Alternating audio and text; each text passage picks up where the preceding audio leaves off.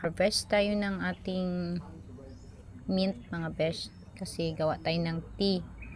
Ito yung mint ko na isang puno, i-distribute ko lang sa maraming puno para magdami siya mga besh. Then yung tinaniman natin is yung ano lang ng ng coke para maka-recycle tayo ng mga bottles. Yan mga besh, oh, new leaves ng mga mint natin. Isang puno lang ito dati mga besh. So dalawang klase yung mint natin. Meron tayong pineapple mint.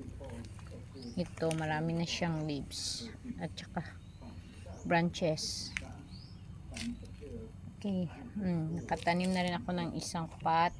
Ay, ito pa pala, dalawa. So yan, iba rin ang scent nito mga besh. Mabango, parang pineapple na medyo